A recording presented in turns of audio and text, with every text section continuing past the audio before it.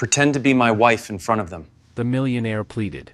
And the reason behind his request made her cry. This story will move you.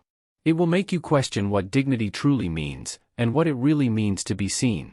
But before we begin, tell us in the comments what city you're watching from. We love knowing where stories like this reach. Stories that remind you that a person's worth doesn't depend on their bank account. Now, let me tell you how it all began.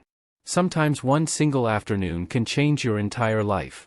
Especially when a wealthy man gets down on his knees and begs you to pretend to be his wife. And the reason behind that plea makes you cry, not out of shame, but because, in that moment, you realize something: money doesn't make people stronger, it just hides how fragile they really are. Anna Lewis was cleaning the glass balcony doors on the 12th floor when she heard the front door open behind her. It was around 4 in the afternoon, and the apartment was usually empty at that time. The owner, Michael Grant, almost never showed up while she was working. But today, he was there. Anna turned around and froze. The man standing before her looked completely different. He wasn't the confident businessman she occasionally passed in the hallway. Michael Grant was 37 years old, with dark hair always neatly combed, and he usually wore expensive suits that matched perfectly with the view of Chicago's exclusive Gold Coast. But now his tie hung loose, his shirt was wrinkled, and in his eyes she saw an emotion she knew all too well: despair. She was 29 and had learned to recognize people on the edge. She had been walking that edge every single day. 3 years earlier, she had moved to Little Village, a working-class neighborhood of Chicago, carrying her baby in her arms and not a single dollar in her pocket.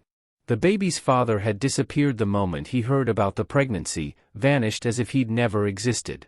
Anna was left alone, frightened, and determined her daughter would live a better life than she had. She worked anywhere she could, mopping floors in offices at night, cleaning wealthy people's apartments during the day, sometimes helping in the kitchen of a small cafe near Millennium Park. Her 8-year-old daughter Valerie was a bright girl with big brown eyes and a dream of becoming a teacher. Every night Anna came home with aching hands and back, but when her daughter hugged her and whispered, "Mommy, you're the best," her strength came rushing back. Now, standing in that luxurious living room with a rag in her hands, Anna looked at a man who seemed on the verge of breaking.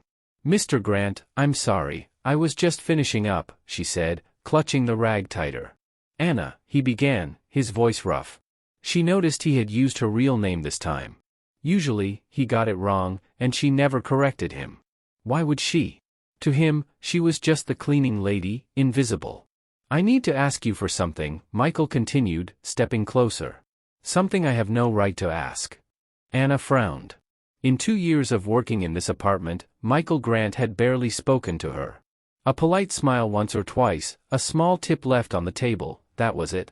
And now he stood there, looking at her as if she were the only person in the world who could help him. "Are you all right, sir?" she asked carefully, taking a small step back. "No," he said, rubbing his face. "I'm far from all right. In 15 minutes 3 men will ring that bell. They believe I still own an edtech company worth millions. They're coming to close a deal with me." Anna didn't understand. She knew Michael was rich, or at least he had been. But lately she had noticed changes. Small ones, almost invisible.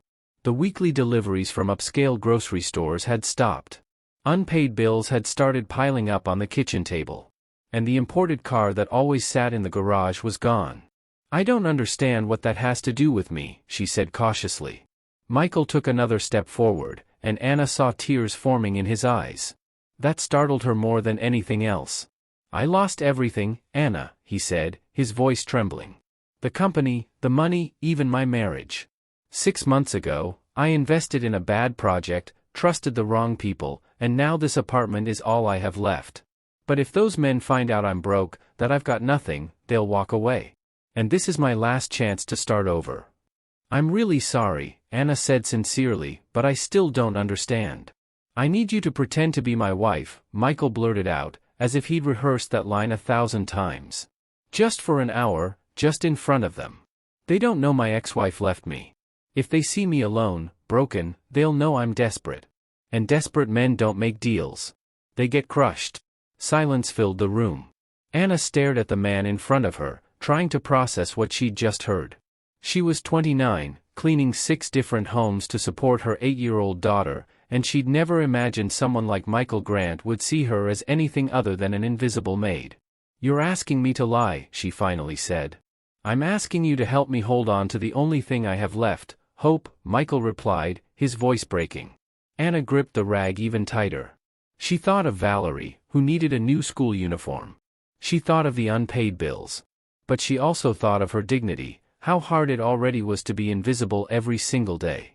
How much harder would it be to pretend to be someone she wasn't? "Why me?" she asked. "Because you're the only real person I have left in my life," Michael said, and for the first time, Anna saw pure honesty in his eyes. "And because I have no one else." The doorbell rang. Michael looked toward the door, then back at Anna. And in that instant, she saw something she never expected to see in a man like him, pure humanity, stripped of any mask. "All right," Anna said, surprising herself. "But afterward, you owe me a full explanation." Michael closed his eyes in relief and nodded. "Thank you," he whispered. "Thank you." When he opened the door, 3 men in suits entered, smiling and greeting him with friendly pats on the back. Anna stood beside him, her heart pounding wildly, as Michael took her hand and said, "Gentlemen, this is my wife, Anna." At that moment, under the curious stares of those strangers, Anna Lewis realized she had just stepped into a world she didn't belong to. And maybe that lie would reveal truths neither of them was ready to face. The meeting lasted exactly 53 minutes, but for Anna it felt like endless hours. She sat on the gray leather sofa she cleaned every week, now pretending it was her rightful place, as if she had always belonged there. The 3 men, Ernest, Jim, and Rob, were executives from an investment company interested in funding Michael's new project. They spoke about numbers, educational apps, emerging markets, words that sounded completely foreign to Anna. Michael was transformed, confident, eloquent, smiling as if he hadn't just admitted minutes ago that he'd lost everything. Twice during the meeting he took Anna's hand, a gesture that seemed perfectly natural to the visitors but made her heart race uncontrollably. Ernest was the oldest of the 3, a man in his 50s with a gray mustache and sharp eyes. He seemed to be the one making the final decisions. Jim was younger, maybe 40, with an easy smile but calculating eyes. Rob was the quietest, constantly taking notes on his tablet. "And you, Anna, what do you do?" Ernest asked suddenly, fixing his eyes on her. Anna's breath caught in her throat. They hadn't planned for this. Michael answered before she could think of anything coherent. "Anna is an interior designer," he said smoothly. "In fact, she remodeled this entire apartment herself. She has an exceptional eye for detail." Anna nearly choked but managed to keep a calm expression. The men looked around, taking in the beige walls, minimalist furniture, and strategically placed plants, nodding in genuine approval. "You have great taste," Jim said with a smile. "It's clearly professional work.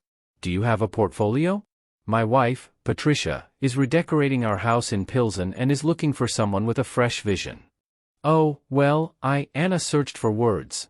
"I mostly work through referrals. I prefer more personal projects. I don't like too much publicity."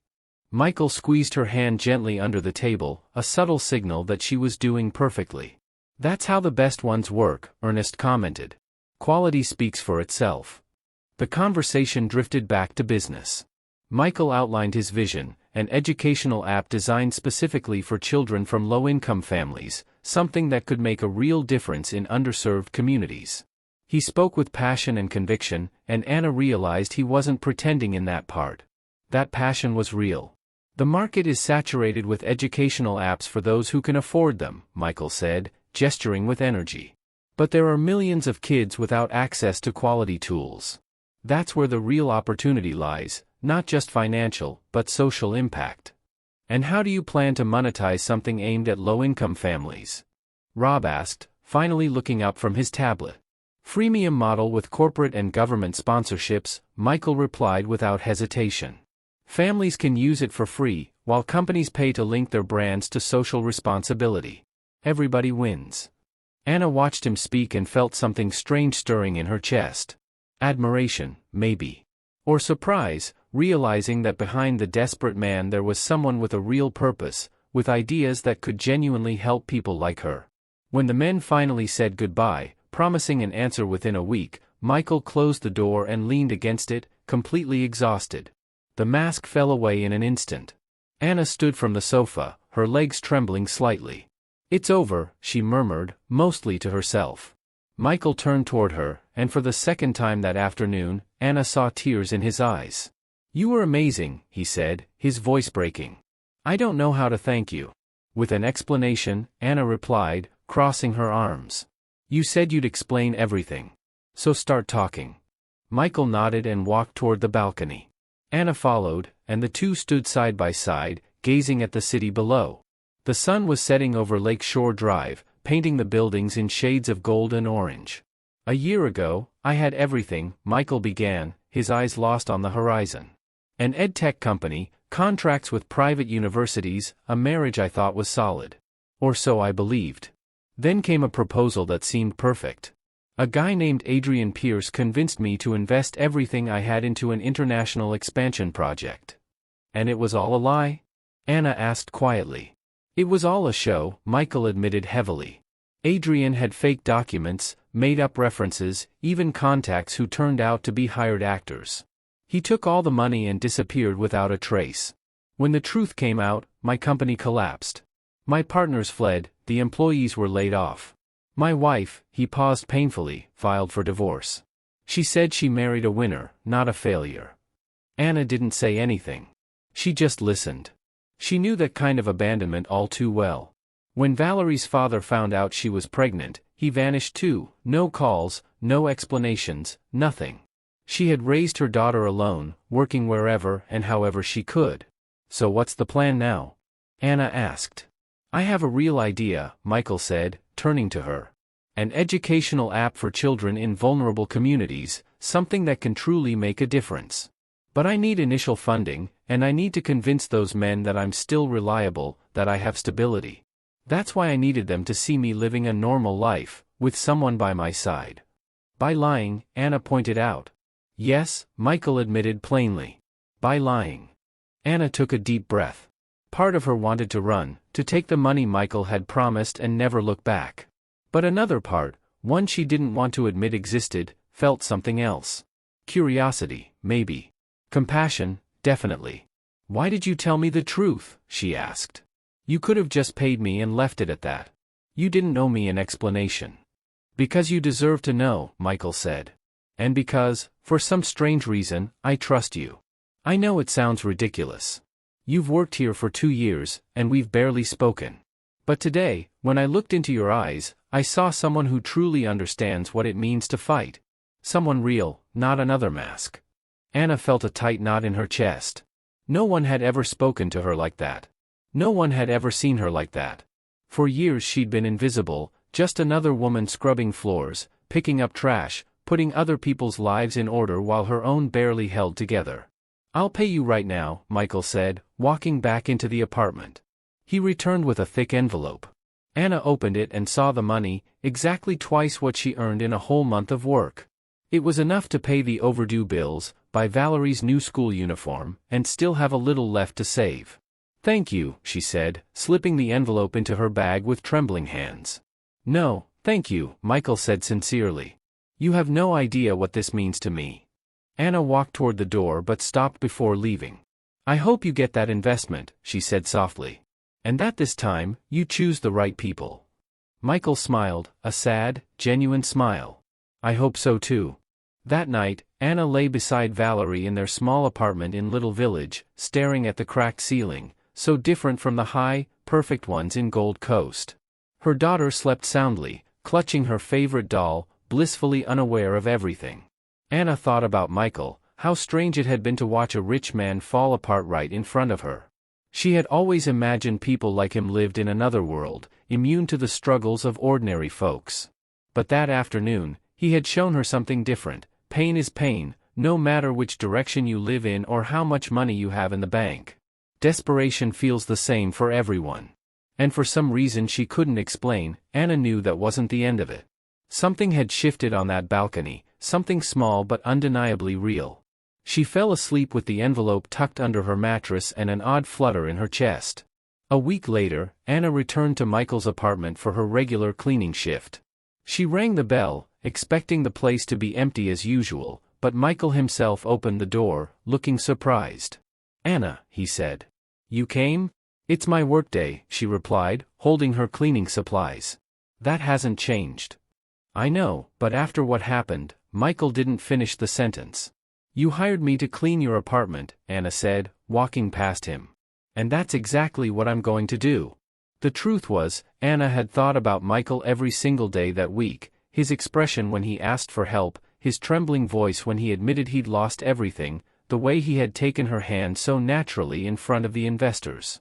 She'd also thought about what he said about trusting her, about seeing her as someone real. No one had ever seen her like that. Anna started cleaning the kitchen, but she could sense Michael pacing around the living room, restless. Finally, he appeared in the doorway. "The investors called," he said suddenly. Anna stopped scrubbing the sink and looked at him, her stomach tightening. "And?" she asked, fearing the answer. "They want a follow-up meeting," Michael continued. "A dinner, actually. Next Saturday at a restaurant in Pilsen. And they want to get to know you better. As my wife." Anna felt the floor shift under her feet. "No," she said immediately, shaking her head. "Once was one thing, but this is getting out of control." "I know," Michael said, stepping into the kitchen. "I know perfectly well, and I have no right to ask you again. But Anna, if they find out now that I lied, I'll lose everything, the investment, whatever credibility I have left, my chance to start over." "And if we keep lying?" Anna asked, turning to him in frustration. "How far is this going to go? Am I supposed to pretend to be your wife forever?" "No," Michael answered quickly. "Just until they sign the contract. After that, we can say we quietly separated. No one will question it. These deals take weeks, just a little more time." Anna shook her head, feeling herself being pulled into something far more complicated than she'd ever intended. "This isn't right, Mr. Grant." "You're absolutely right," Michael admitted, his voice filled with genuine remorse. "None of this is right. But I'm begging you, Anna, just one more time. Only this last time." He looked at her with those eyes she was starting to recognize too well, eyes that had seen better days and were now clinging to whatever thread of hope they could find. "How much?" Anna asked, hating herself for asking that question. "Triple what I paid you last time," Michael said without hesitation. "And I'll cover everything, the dress, the shoes, whatever you need. You won't spend a single dollar." Anna thought of Valerie. She thought of the private school she could never afford on her current salary. She thought of her dream to give her daughter a better life, the opportunities she herself had never had.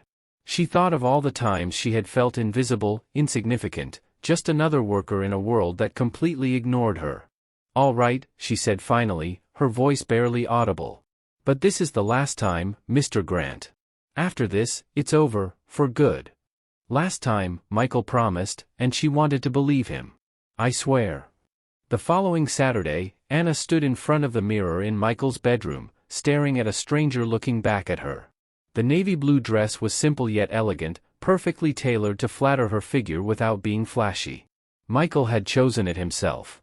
She barely recognized herself, her hair was pulled into a low bun, her makeup was subtle but polished, and the heels made her legs look longer and graceful. "You look beautiful," Michael said, appearing behind her reflection. Anna felt heat rise to her cheeks. "It's just a costume," she replied, unable to meet his eyes. "I know," Michael said, but his gaze told her something entirely different. The restaurant was on a quiet, charming street in Pilsen, near the art district, a cozy place with rustic wooden tables, candlelight, and an intimate atmosphere. Ernest, Jim, and Rob were already there with their wives. Anna's nerves multiplied as everyone stood to greet them. "Anna, it's wonderful to see you again," Ernest said, gallantly kissing her hand. "The pleasure's mine," she replied, remembering the instructions Michael had given her during the drive.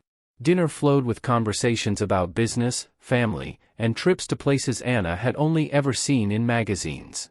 The investors' wives were elegant, poised women, talking about summer homes in Santa Barbara, charity galas, and decorating projects. Anna smiled and nodded, feeling like a complete imposter. Until Patricia, Jim's wife, a woman in her 40s with a warm smile and kind eyes, asked, "So, Anna, how did you and Michael meet?" Anna looked at Michael, who looked right back at her. They hadn't rehearsed that question. The silence lasted only a second, but it felt eternal. It was different, Anna began, improvising from somewhere deep inside. I was working one ordinary day, and he showed up. I wasn't expecting anything, but he looked at me in a way no one ever had before. Like he really saw me, you know? It wasn't a lie. Not completely. How romantic, Patricia sighed, pressing a hand to her chest. It's so rare these days, genuine connections, I mean. Michael took Anna's hand across the table, their fingers intertwining. This time, the gesture didn't feel rehearsed or forced. It felt real. Natural. Anna felt her pulse quicken. The conversation flowed easily after that. Patricia turned out to be delightful, talking about her volunteer work in underprivileged communities. Anna was surprised to discover she actually had things in common with this woman from such a different world. When they left the restaurant, it was past midnight. Michael drove in silence through Pilsen's softly lit streets, past the colorful walls and old brick plazas. Anna stared out the window, lost in thought. You were incredible again, Michael said finally, breaking the silence. Honestly, I don't know how you do it. I'm tired of lying, Anna said, still looking out the window. So am I, Michael admitted quietly. He stopped the car outside Anna's modest apartment building in a working-class neighborhood. The contrast with the Gold Coast was stark and undeniable. Two completely different worlds, separated by just a few miles. Anna, Michael said before she got out of the car, what you said back there, about me seeing you in a way no one else ever has. Anna looked at him, at the man who once had everything and lost it all, the man who had hired her to clean his apartment but now treated her as an equal. It was true, she said softly. Every word. Before she could change her mind or think twice, Anna stepped out of the car, her heart pounding so hard she could hear it in her ears. She knew something was changing between them, something dangerous, complicated, and inevitable. 2 weeks later, Michael called Anna on a Saturday morning. She was making breakfast for Valerie when the phone rang. Her daughter was eating cereal, watching cartoons on the small TV in the living room. Anna, I need to see you, he said without even saying hello. His voice sounded tense, urgent. What happened? She asked, feeling a knot of worry tighten in her stomach. The contract. They want to sign it, but before that, Ernest wants to visit. A surprise visit, actually. He'll be here in an hour. Anna closed her eyes, feeling everything spiral further out of control. Michael, I can't. Valerie's here with me. It's Saturday. I have no one to leave her with. Please, he interrupted, desperation back in his voice. Just this last time, I promise. After this, the contract will be signed, and it'll all be over. You can bring Valerie, it's fine. I'll say she's your daughter from a previous relationship. They'll understand. Anna looked at Valerie, laughing at the cartoons, her daughter, her entire world, the reason she did everything. The reason she accepted these increasingly complicated lies. 1 hour, she finally said. We'll be there. When Anna arrived at Michael's apartment with Valerie holding her hand, Ernest was already there, sitting comfortably in the living room. He smiled when he saw the little girl, and his expression instantly softened. What a beautiful child, he said. Michael, you never told me you had a daughter. Valerie is my daughter, Anna explained quickly, her heart pounding. From before I met Michael. I completely understand, Ernest said, nodding with genuine warmth. Families are like that these days. And you adopted her legally, Michael? Michael looked at Anna, then at Valerie, who was watching him with those wide, curious eyes full of innocence. There was a moment of silence that felt eternal. Not officially yet, Michael said softly. It's a mess with the paperwork. But yes, she's my daughter too. Those words did something strange, and painful, to Anna's heart. She wasn't prepared for the wave of emotion that swept through her. Valerie beamed, and in that exact moment Anna saw something she didn't even know she had been secretly longing for, a real, complete family. Ernest stayed for about 40 minutes, talking about the project, its promising future, and how he was now more convinced than ever that investing was the right choice, because he saw something essential in Michael, a solid foundation, a family. That's what truly matters at the end of the day, Ernest said before leaving. Not money or business, but the people you have around you. You're a lucky man, Michael. Anna seems like a very special woman. And that little girl, he looked at Valerie tenderly, she's a blessing. When Ernest left, Valerie was playing on the balcony, mesmerized by the city view from that height. Michael and Anna were alone in the living room, surrounded by a heavy, charged silence. "He's going to sign," Michael said, visibly relieved. "On Monday the contract will be ready. Everything's going to be fine." "That's good," Anna said, though her voice sounded distant, hollow. "What's wrong?" Michael asked, hearing the change in her tone. "You said Valerie is your daughter," Anna said, turning to face him, her eyes glistening. In front of her. She heard everything. "I know. I'm sorry. I just needed it to sound." "She doesn't understand," Anna interrupted, her voice trembling with frustration and something deeper. "She's never had a father. Never. And now she's going to think that we." Her voice broke. Michael went silent, finally understanding the real weight of what he'd said and done. "I'll explain it to her," Anna said, grabbing her bag with shaking hands. "I'll tell her it was all just a lie, that none of this was real." "Anna, wait," Michael said, gently taking her arm before she reached the door. She stopped but didn't look at him. "What if it's not just a lie?" Michael asked, his voice barely audible. Anna slowly turned to meet his eyes. "What if, somewhere in the last few weeks, this became real for me," he continued. "What if it stopped being an act?" Anna felt the ground disappear beneath her feet. The air grew thick, hard to breathe. "Don't say that," she whispered, shaking her head. "Please don't say that." "Why not?" Michael asked, stepping closer. "Because I'm rich and you're my cleaning lady? Because we live in different worlds? Anna, I lost everything. I'm no better than you. In fact, you're infinitely stronger than I've ever been." "Michael, I'm in love with you," he said, the words pouring out like a desperate confession he'd been holding back for too long. "I don't know exactly when it happened, but I know it's real. I feel it every time you walk into this apartment, when you smile, when you speak, when you look at me like I'm just a man, not a failed businessman. Just a man." Anna felt tears burn behind her eyes, threatening to spill.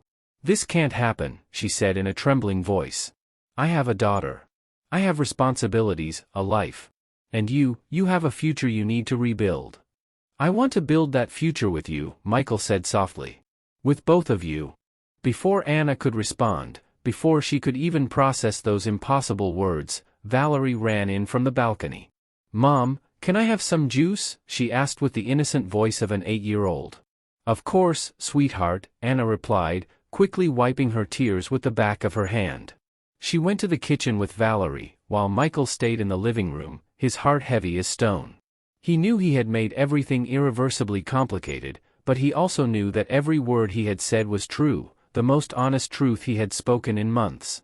When Anna left the apartment holding Valerie's hand, she didn't look back. But Michael knew something essential had changed between them, and that from now on, everything would be infinitely more difficult than it already was. Anna didn't return to Michael's apartment for the next 2 weeks. She called and said she needed time, that she would send someone else to cover her cleaning days. Michael didn't insist, he respected her space. But her absence made the apartment feel emptier and quieter than ever. The contract was finally signed. Michael now had full investment funding, all the resources he needed to start over, to rebuild his life and his career. But the victory felt strangely hollow, without real meaning. Every time he looked at the chairs where Anna had sat pretending to be his wife, or passed by the kitchen where she had worked, everything seemed empty. During those 2 weeks, Michael tried to focus on work. He hired a small team of developers, started designing the structure of the educational app, held meetings with potential tech partners. But at night, alone in that enormous apartment, he thought about Anna, about her cautious smile, about how she had played the role of his wife so naturally that he sometimes forgot it was all a lie. It was Valerie who changed everything. One Tuesday night, just as Michael was getting ready for bed, the doorbell rang. It was almost 9 o'clock. When he opened the door, he found Valerie standing in the hallway, completely alone, holding a carefully folded piece of paper in her small hands. "Valerie," Michael said, surprised and genuinely worried. "What are you doing here by yourself? Where's your mom?"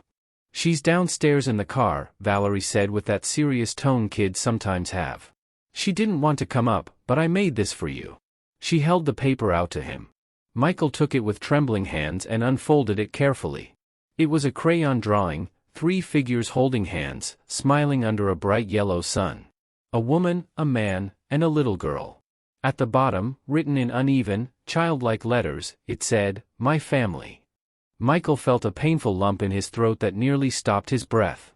"Valerie, You said I was your daughter," Valerie interrupted, "with that straightforward honesty children have before they learn how to lie. And I really liked that, because I've always wanted a dad. My mom says it was just a lie, but to me, it didn't feel like one." Michael knelt down in front of her, his eyes filling with tears he could no longer hold back. "It wasn't a lie," he said hoarsely. "Not entirely, Valerie." "Then why don't you come see us?" she asked, tilting her head. "Why is my mom sad?" Michael didn't have a good answer. Or maybe he did, one too complicated, too adult for an 8-year-old to understand. "I'll walk you downstairs," he said finally, standing up.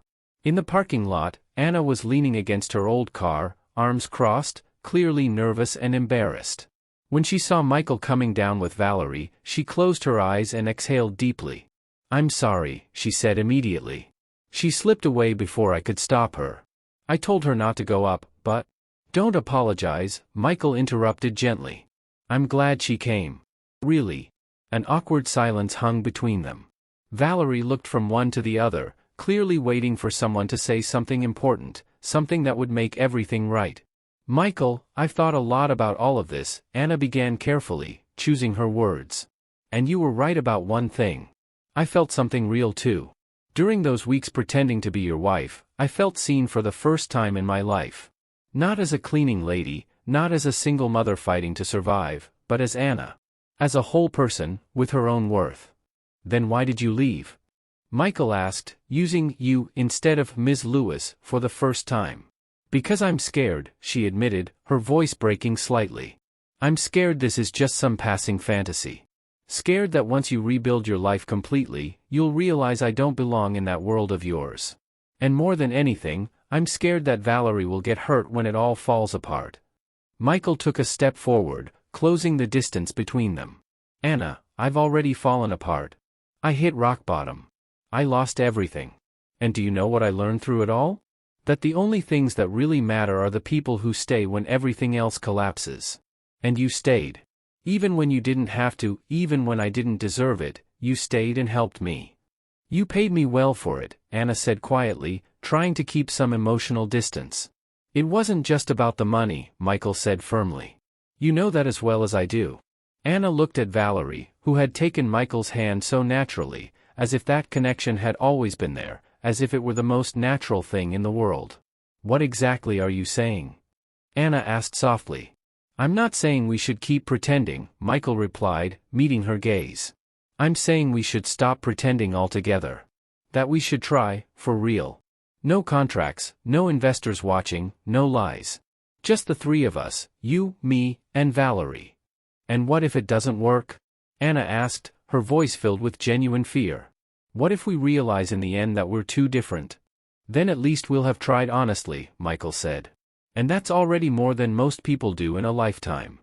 Anna looked into his eyes for a long moment that seemed suspended in time. She saw the same man who had begged her for help weeks ago, but now there was something more, someone who wasn't asking her to act or pretend, but simply to be herself.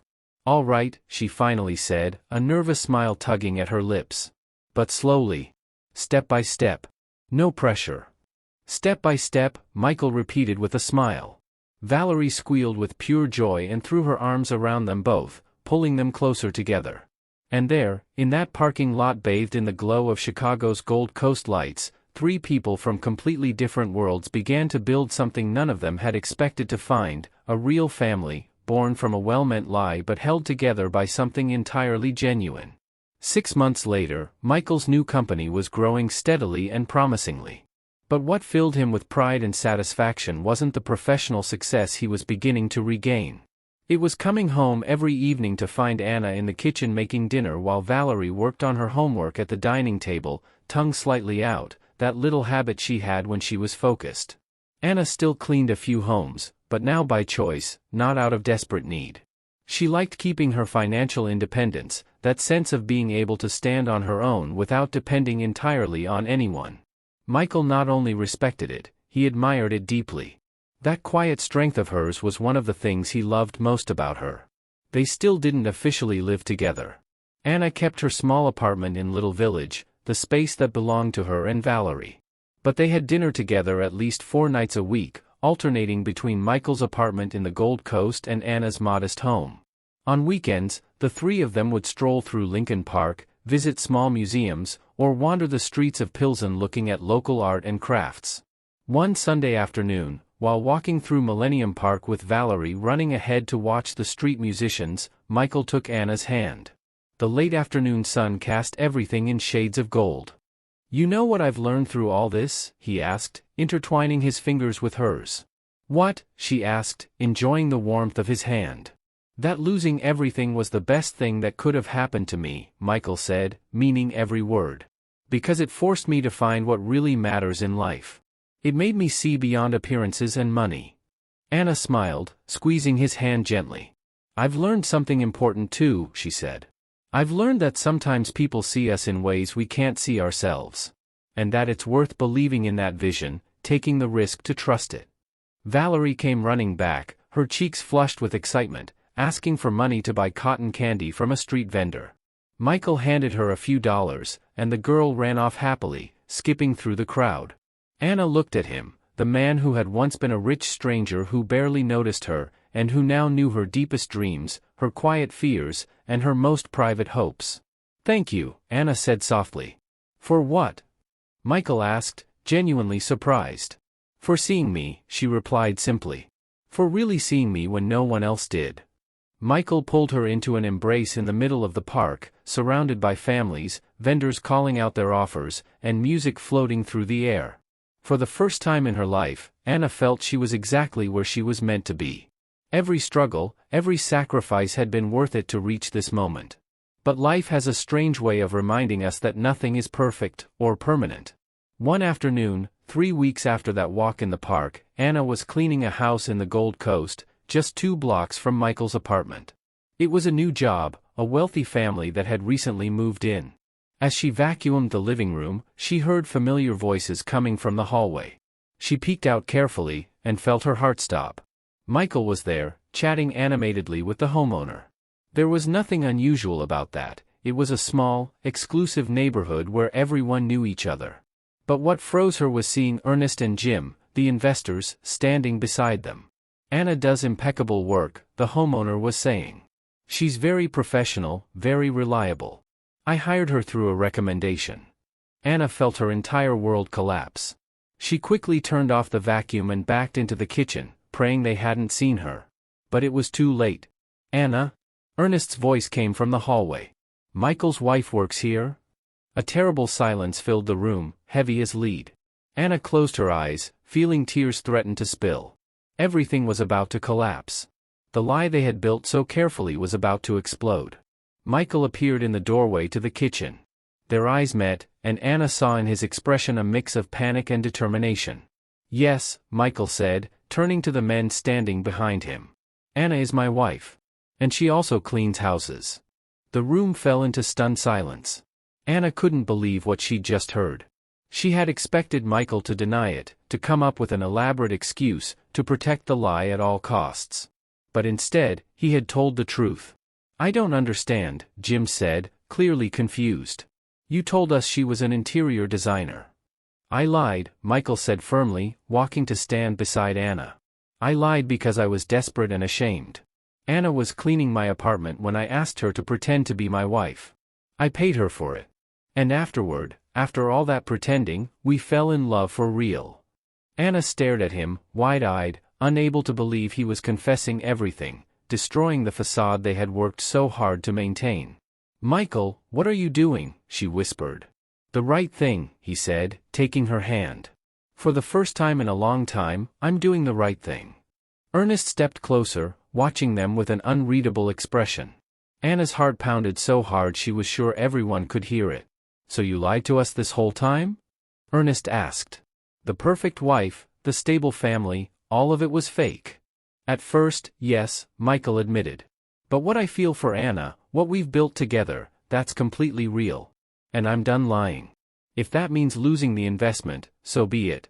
I can't live in a lie anymore. Jim shook his head, visibly frustrated. This is unbelievable, Michael. We made a deal based on trust, and now we find out it was all an elaborate act. Not all of it, Anna said, finally finding her voice. Michael's project is real. His commitment to helping underprivileged kids is genuine. I've seen him working day and night on that app. The only false part was me, our relationship at the beginning. But he never lied to you about his vision or his professional abilities. That doesn't change the fact that he deceived us, Rob said, speaking for the first time. Michael nodded, accepting it. You're right to be angry. You can withdraw your investment if you want to. I won't fight to keep a deal built on lies. But before you decide, I want you to know something. Losing everything taught me who I really am. And meeting Anna showed me what truly matters in this life. Tears rolled down Anna's cheeks. Michael wrapped an arm around her, and she leaned into him, bracing for the worst. Ernest watched them for what felt like forever. Then, unexpectedly, a faint smile appeared on his face. You know what, he said finally. I admire your honesty, Michael, even if it came late. And you, Anna, he added, turning to her, you clean houses while raising a daughter on your own. That takes more strength and determination than most businesspeople I know. Jim and Rob exchanged uncertain glances. The real question, Ernest continued, is this: can you run this project with integrity from now on? No more lies, no more performances. Yes, Michael said without hesitation. I promise full transparency from now on. We need to talk among ourselves, Jim said. This is complicated. The three investors stepped out to discuss privately. Michael and Anna stayed in the kitchen, holding each other, waiting for a verdict that would determine not only Michael's career but whether his honesty had come too late. 20 minutes later, though it felt like hours, the three investors returned. Their expressions were serious, unreadable. Anna felt Michael's hand tremble slightly as he held hers. We've made a decision, Ernest announced. And it wasn't easy. Honesty is fundamental in business, and lying, even out of desperation, has consequences. Anna closed her eyes, bracing herself. However, Ernest continued, we've all been desperate at some point. We've all done questionable things when backed into a corner. What matters is how we react once the truth comes out. We're keeping the investment, Jim said. But with very clear conditions. Total transparency going forward. Detailed monthly reports. And if we find even one more lie, we pull every dollar immediately. Michael could barely believe what he was hearing. Really, he asked, his voice trembling. Really, Rob confirmed. Your project has real potential. And frankly, after seeing how you defended Anna, how you chose honesty over saving face, we respect you more now than before. Ernest stepped forward and extended his hand. Besides, he said with a genuine smile, your story with Anna is far more interesting than any dull corporate tale. If you two can build something real out of a lie, imagine what you can accomplish by building on the truth. Michael shook Ernest's hand firmly, his eyes shining with emotion and relief. I won't let you down, he promised. Not this time. When the investors left, Anna and Michael stayed alone in that house that belonged to neither of them. She still couldn't believe everything had turned out all right, that the truth, instead of destroying them, had set them free. Why did you do it? Anna asked. You could have come up with something, protected the lie a little longer. Because I'm done lying, Michael said, cupping her face in his hands. And because you deserve better than a man who hides you. You deserve someone who's proud of you, of everything you are and everything you've achieved. Fresh tears rolled down Anna's cheeks, but this time they were tears of relief, of happiness. I love you, she said, the words coming out naturally for the first time. And I was so afraid to say it. I love you too, Michael replied, kissing her forehead gently. And I'm not afraid anymore. 3 months later, in a small ceremony held in the garden at Lincoln Park, surrounded only by close friends and colleagues, Michael and Anna were married. This time, there were no lies, no pretending, no one acting as someone they weren't. Valerie was the flower girl, wearing a white dress with blue flowers she had chosen herself. During the ceremony, when the officiant asked if anyone objected, Valerie raised her hand, making everyone laugh. I have something to say, she announced with serious 8-year-old confidence. I just want everyone to know that Michael is the best dad in the world, even if he's not my real dad. And my mom is the strongest and bravest person I know. There wasn't a dry eye in the crowd. 6 months after the wedding, Michael's educational app was officially launched. It was called Brightseed, designed specifically for children from low-income communities. In the first week, it had over 50,000 downloads. Local media covered the story of the project and its creator, a businessman who had lost everything and rebuilt his life from scratch.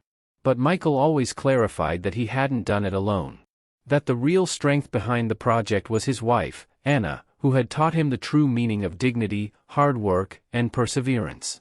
Anna no longer cleaned other people's houses, not because Michael asked her to, but because she had found her true calling, working directly on the Brightseed project, coordinating educational content and connecting with families in need. She understood their struggles better than anyone because she had come from that same world. Valerie thrived at her new school, her dreams growing bigger each day. She wanted to be a software engineer, inspired by watching her mom and Michael work together to create something that helped kids like her. One evening, exactly a year after the day Michael had desperately asked Anna to pretend to be his wife, the three of them stood on the balcony of the Gold Coast apartment, watching the sunset over Chicago. The city sparkled below them, full of life and possibility. "Do you remember when you first came here to clean, and I asked you for that impossible favor?" Michael asked, wrapping his arm around her. "How could I forget?" Anna said with a smile. "I thought you were completely out of your mind." "I was," Michael admitted with a laugh. "Crazy with desperation. But it was also the most honest moment of my life, even if it began with something dishonest." "You know what's strange?" Valerie said, ever perceptive. "You started with a lie, but that lie helped you find something true." Anna and Michael exchanged a glance, recognizing the simple but profound truth in her words. "You're right, sweetheart," Anna said. "Sometimes life takes us down very strange paths to teach us the most important lessons." Michael kissed her on the head tenderly. "The most important thing I've learned," he said, "is that real wealth isn't in bank accounts or successful companies. It's in the people who choose to stay by your side when you have nothing left to offer except your heart." Anna leaned against him, feeling a deep peace she had never known before. She had started as an invisible woman cleaning floors, surviving one day at a time. And now she was a loved wife, a proud mother, a respected professional. Not because someone rescued her, but because someone finally saw her for who she truly was. And sometimes, being seen is the greatest gift a person can receive. Because in the end, the greatest riches aren't found in what you own, but in the eyes of those who choose to stay beside you, even when you have nothing material to give. In the hands that hold yours, not because they have to, but because they want to. In the voices that say, "I love you," not for what you have, but for who you are. And that night, on that balcony overlooking Chicago, three people brought together by the most unlikely twist of fate knew with absolute certainty that they had found exactly that, a kind of wealth no bank could hold, no crisis could destroy, and no time could erase. A real family, built on honesty, after starting from the most unbelievable lie. Proof that the most beautiful endings can come from the craziest beginnings. If this story touched your heart and you'd like to help us keep telling stories like this, click the super thanks button, that little heart with the $sign below the video. Every time you do, you help us create stories that inspire and remind people of the value of dignity and true love. Thank you for staying with us until the end of this story. Tell us in the comments which moment moved you the most. Subscribe and turn on the bell so you don't miss new stories. Give this video a like if you believe in the invisible power of dignity, love, and second chances. And before you go, check out the story we've left right here on the screen. We're sure it'll make you think and touch your heart just like this one.